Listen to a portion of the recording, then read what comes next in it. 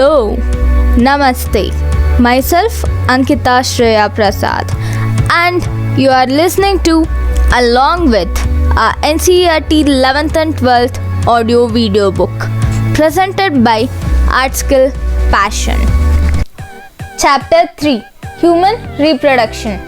As you are aware, humans are sexually reproducing and viviparous.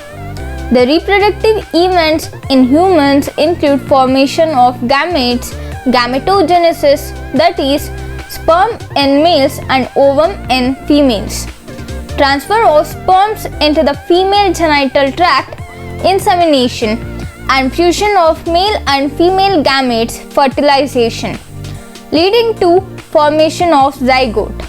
This is followed by formation and development of blastocyst and its attachment to the uterine wall, implantation, embryonic development, gestation, and delivery of the baby, parturition. You have learned that these reproductive events occur after puberty. There are remarkable differences between the reproductive events in the males and in females. For example, sperm formation continues even in old men, but formation of ovum ceases in women around the age of 50 years. Let us examine the male and female reproductive system in humans. 3.1. The male reproductive system. The male reproductive system is located in the pelvis region, figure 3.1a. It includes a pair of testes along with accessory ducts, glands, and the external genitalia. The testes are situated outside the abdominal cavity with a pouch called scrotum. The scrotum helps in maintaining the low temperature of testes 2 to 2.5 degrees Celsius lower than the normal internal body temperature, necessary for spermatogenesis. In adults, each testis is oval in shape with a length of about 4 to 5 cm and a width of about 2 to 3 cm.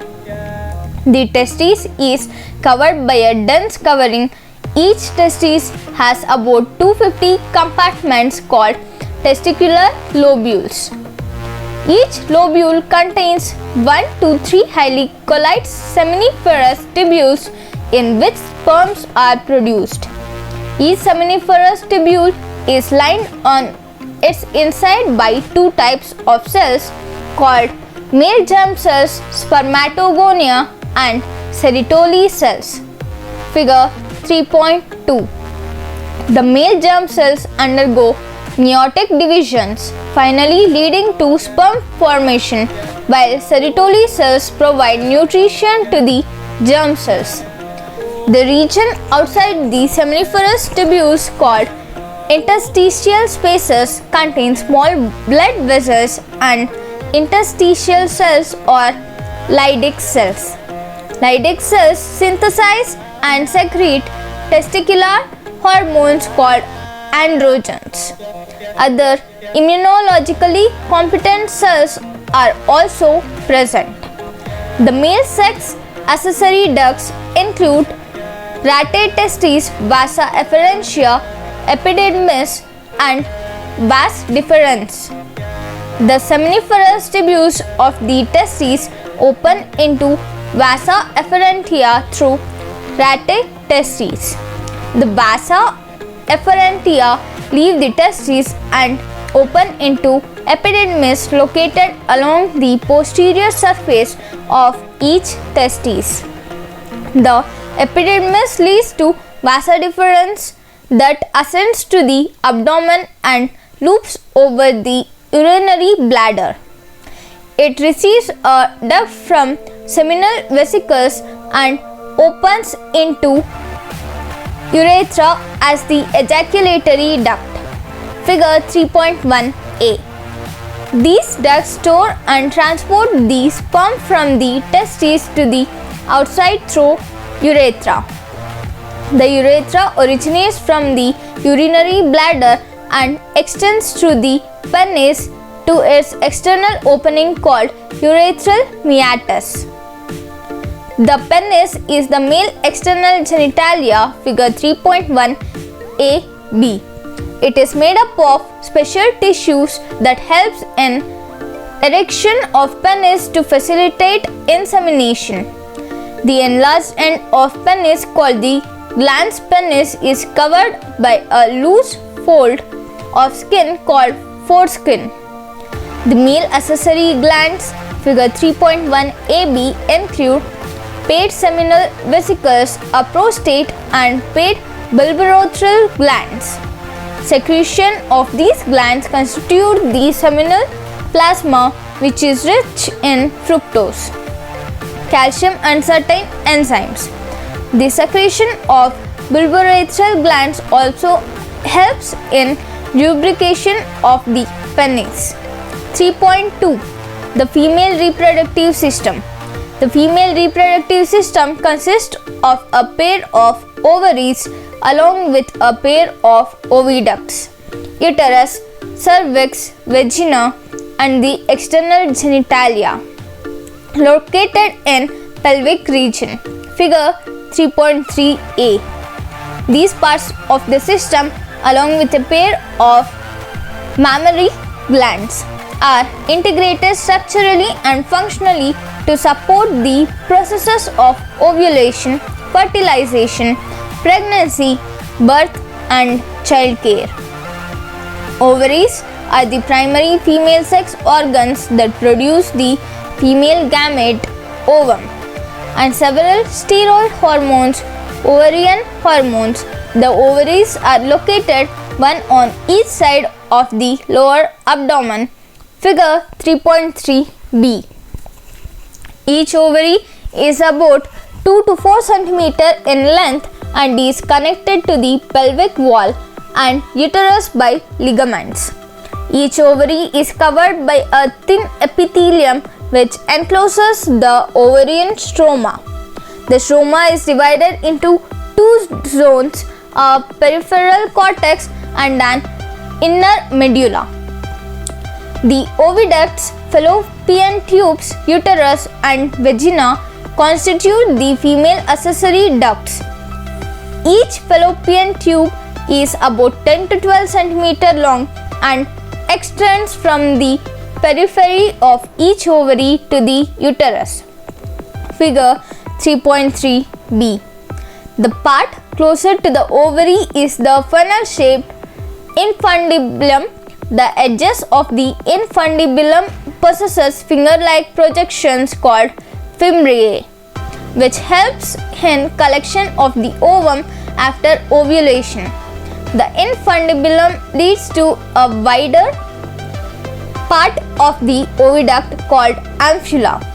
The last part of the oviduct, isthmus, has a narrow lumen and it joins the uterus. The uterus is single and it is also called womb. The shape of the uterus is like an inverted pear. It is supported by ligaments attached to the pelvic wall. The uterus opens into vagina through a narrow cervix. The cavity of the cervix is called cervical canal, which along with vagina from the birth canal.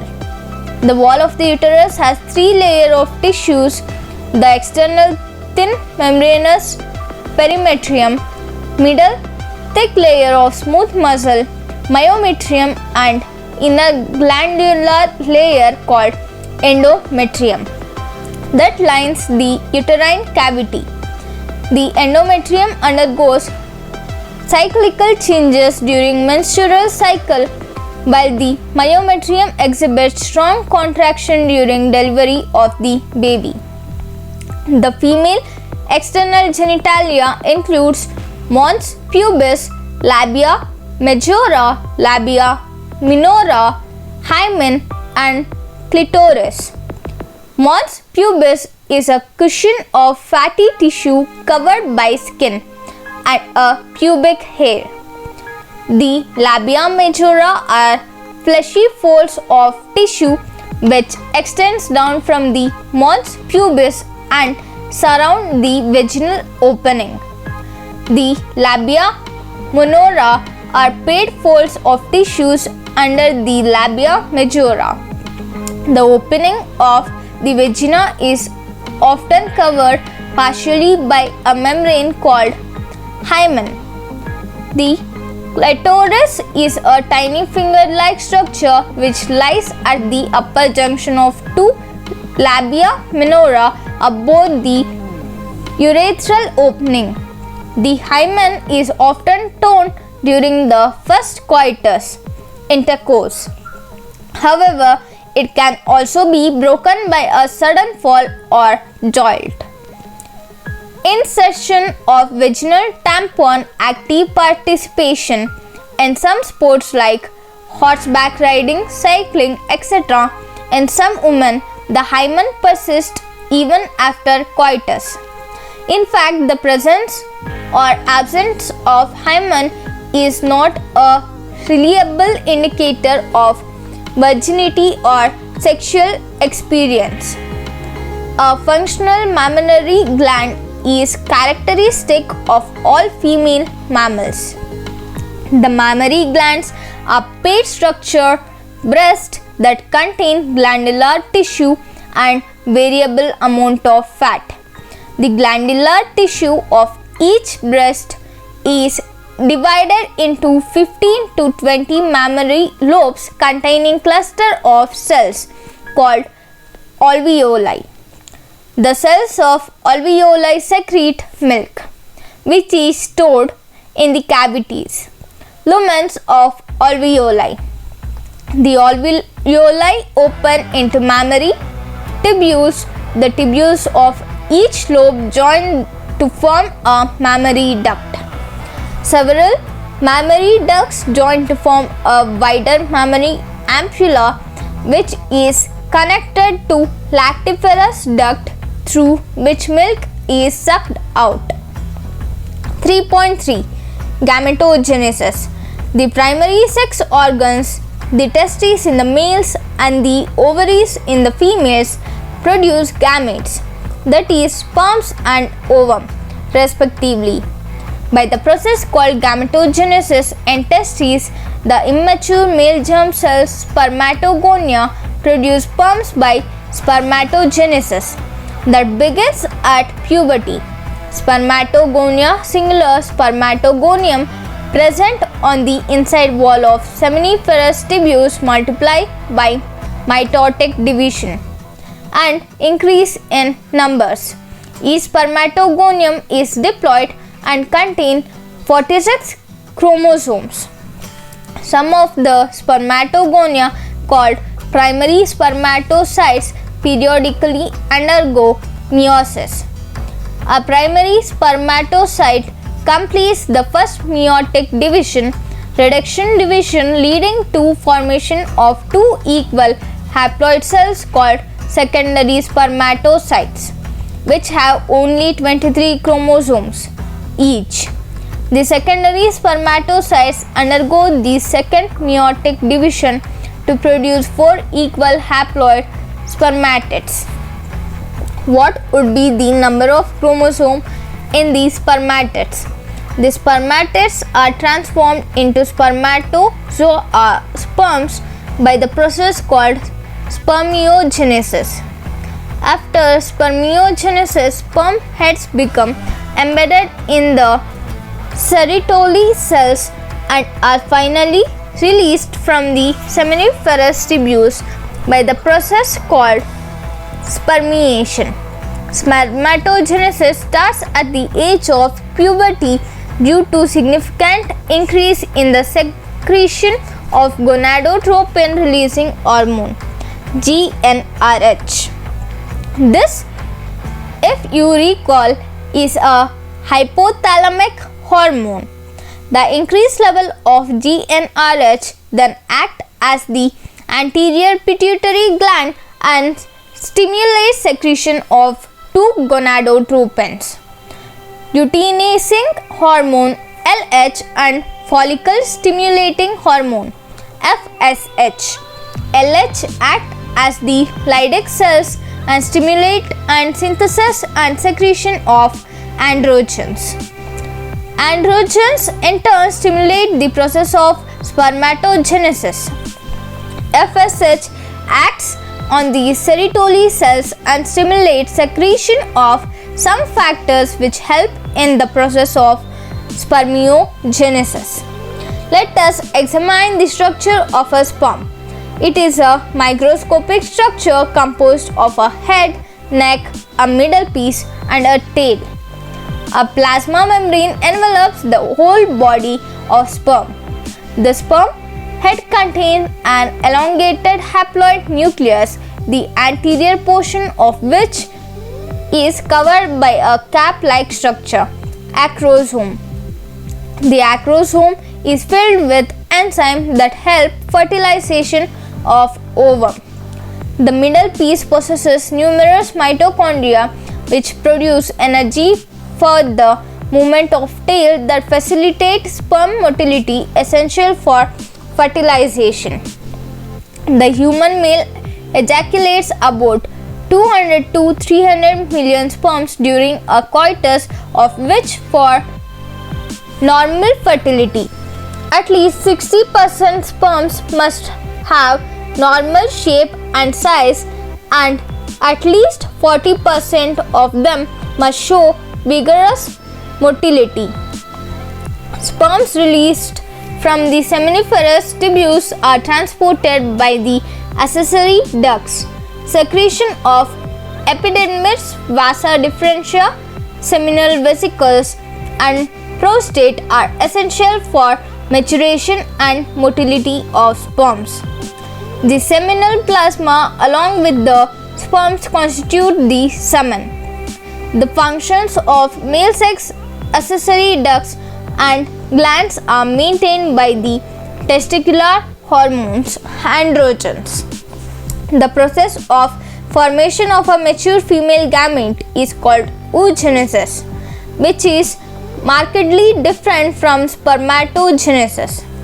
Oogenesis is initiated during the embryonic development stage when a couple of million gamete mother cells oogonia are formed within each fetal ovary. No more oogonia are formed and added after birth. These cells start division and enter into prophase 1 of the meiotic division and get temporarily arrested at the stage called primary oocytes. Each primary oocyte then gets surrounded by a layer of granulosa cells and is called the primary follicle. A large number of these follicles degenerate during the phase from birth to puberty. Therefore, at puberty, only 60,000 to 80,000 primary follicles are left in each ovary. The primary follicles get surrounded by more layers of granulosa cells and a new theca and are called secondary follicles. The secondary follicle soon transforms into a tertiary follicle, which is characterized by a fluid-filled cavity called antrum. The theca layer is organized into an inner theca interna and an outer theca externa. It is important to draw your attention that it is at this stage that the primary oocyte within the tertiary follicle grows in size and completes its first meiotic division. It is an unequal division resulting in the formation of a large haploid secondary oocyte and a tiny first polar body. The secondary oocyte retains bulk of the nutrient-rich cytoplasm of the primary oocyte. Can you think of any advantage for this? Does the first polar body born out of the first meiotic division divide further or degenerate? At present, we are not very certain about this. The tertiary follicle further changes into the mature follicle or Graafian follicle. The secondary oocyte forms a new membrane called zona pellucida surrounding it. The Graafian follicle now ruptures to release the secondary oocyte ovum from the ovary by the process called ovulation. Can you identify major differences between spermatogenesis and oogenesis? A diagrammatic representation of spermatogenesis and oogenesis is given below. Figure 3.8. Figure 3.8 schematic representation of A. Spermatogenesis, B. Oogenesis. 3.4 Menstrual cycle. The reproductive cycle in the female primates, example monkey, apes and human beings, is called menstrual cycle. The first menstruation begins at puberty and is called menarche. In human females, menstruation is repeated at an average interval of about 28 to 29 days. And the cycle of events starting from one menstruation till the next one is called the menstrual cycle. One ovum is released, ovulation, during the middle of each menstrual cycle. The major events of the menstrual cycle are shown in figure 3.9. The cycle starts with the menstrual phase. When menstrual flow occurs and it lasts for 3 to 5 days, the menstrual flow results due to breakdown of endometrial lining of the uterus and its blood vessel, which forms liquid that comes out through vagina.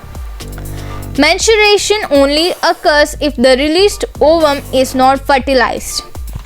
Lack of menstruation may be indicative of pregnancy. However, it may also be caused due to some other underlying causes like stress, poor health, etc. The menstrual phase is followed by the follicular phase. During this phase, the primary follicle in the ovary grows to become a fully mature Graafian follicle and simultaneously the endometrium of uterus regenerate through proliferation. These changes in the ovary and the uterus are induced by changes in the levels of pituitary and ovarian hormones.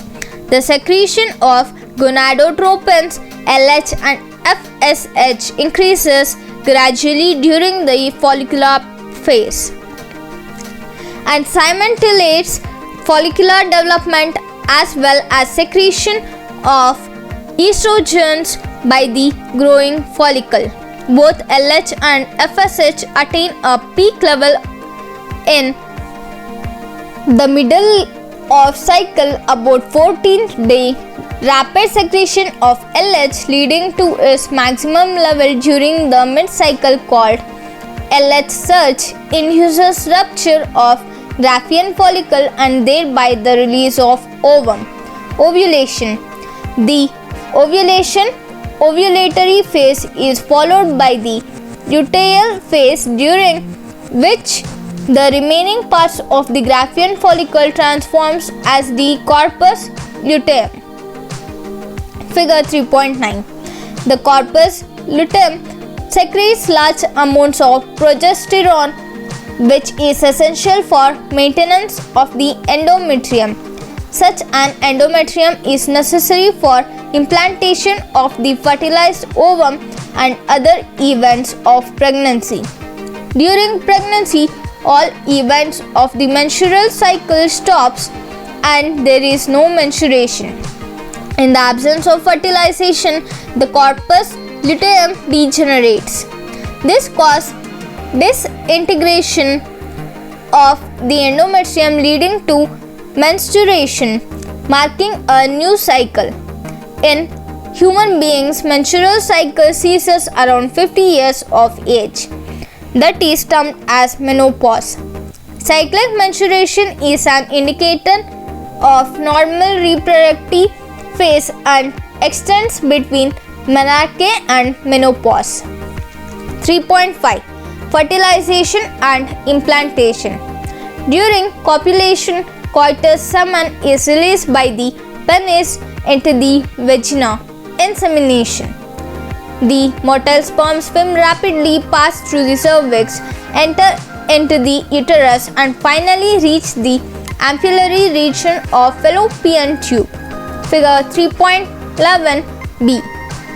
The ovum released by the ovary is also transported to the ampullary region where fertilization takes place. Fertilization can only occur if the ovum and sperms are transported simultaneously to the ampullary region. This is the reason why not all copulation lead to fertilization and pregnancy. The process of fusion of a sperm with an ovum is called fertilization. During fertilization, a sperm comes in contact with the zona pellucida layer of the ovum, figure 3.10, and induces changes in the membrane that block the entry of additional sperms. Thus, it ensures that only one sperm can fertilize an ovum. The secretions of the acrosome help the sperm enter into the cytoplasm of the ovum through the zona pellucida and the plasma membrane. This induces the completion of the meiotic division of the secondary oocyte. The second meiotic division is also unequal and results in formation of a second polar body and a haploid ovum, oocyte. Soon, the haplonucleus of the sperms and that of the ovum fuse together to form a diploid zygote. How many chromosomes will be there in the zygote? One has to remember that the sex of the baby has been decided at this stage itself. Let us see how. As you know, the chromosome pattern in the human female is XX and that in the male is XY. Therefore, all the haploid gametes ova produced by the female have the sex chromosome X, whereas in the male gamete sperms, the sex chromosome could be either X or Y. Hence, 50% of sperms carry the X chromosome while the other 50% carry the Y. After fusion of the male and female gametes, the zygote would carry either XX or XY depending on whether the sperm carrying X or Y fertilize the ovum. The zygote carrying XX would develop into a female baby and XY would form a male. You will learn more about the chromosomal pattern in chapter 5. That is why scientifically it is correct to say that the sex of the baby is determined by the father and not by the mother. The mitotic division starts at the zygote, moves through the isthmus of oviduct called cleavage towards the uterus and forms 2, 4, 8, 16 daughter cells called blastomeres. The embryo with 8 to 16 blastomeres is called a morula. Figure 3.11e. The morula continues to divide and transform into blastocyst. Figure 3.11g. As it moves further into the uterus, the blastomeres in the blastocyst are arranged into an outer layer called trophoblast and an inner group of cells attached to trophoblast called the inner cell mass. The trophoblast layer then gets attached to the endometrium and the inner cell mass gets differentiated as the embryo. After attachment, The uterine cells divide rapidly and covers the blastocyst. As a result, the blastocyst becomes embedded in the endometrium of the uterus. Figure 3.11h. This is called implantation and it leads to pregnancy. 3.6 Pregnancy and embryonic development. After implantation, finger-like projection appear on the trophoblast called chorionic villi, which are surrounded by the uterine tissue and maternal blood. The chorionic villi and uterine tissue become interdigested with each other and jointly forms a structural and functional unit between developing embryo, fetus and maternal body called placenta. Figure 3.12.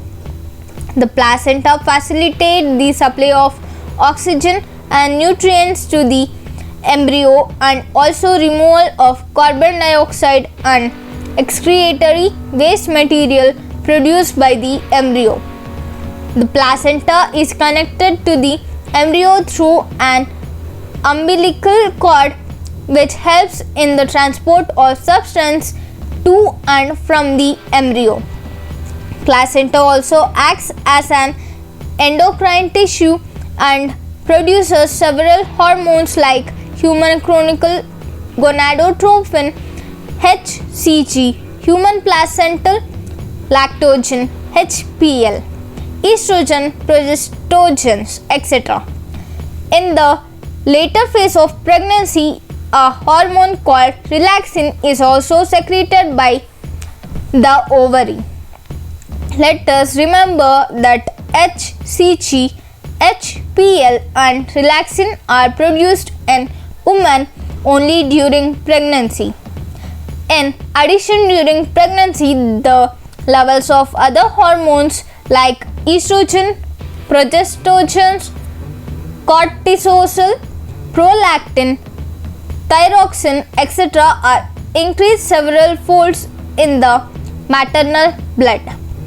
Increased production of these hormones is essential for supporting the fetal growth, metabolic changes in the mother and maintenance of pregnancy.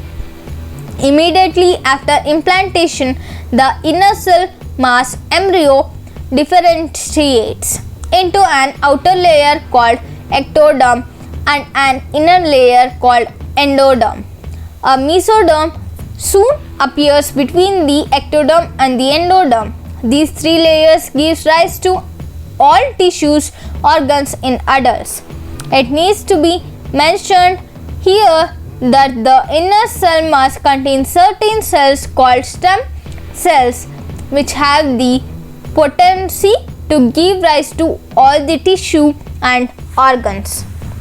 What are the major features of embryonic development at various months of pregnancy? The human pregnancy lasts 9 months. Do you know for how many months pregnancy lasts in dogs, elephants, cats? Find out. In human beings, after 1 month of pregnancy, the embryo's heart is formed. The first sign of growing fetus may be noticed by listening to the heart sound carefully through the stethoscope. By the end of the 2nd month of pregnancy, the fetus develops limbs and digests. By the end of 12th week, first trimester, most of the major organ systems are formed. For example, the limbs and the external genital organs are well developed. The first movements of the fetus and appearance of hair on the head are usually observed during the 5th month. By the end of about 24 weeks, end of 2nd trimester, the body is covered with fine hair, eyelid separate and eyelashes are formed. By the end of 9 months of pregnancy, the fetus is fully developed and is ready for delivery. 3.7 Parturition and lactation. The average duration of human pregnancy is about 9 months, which is called the gestation period.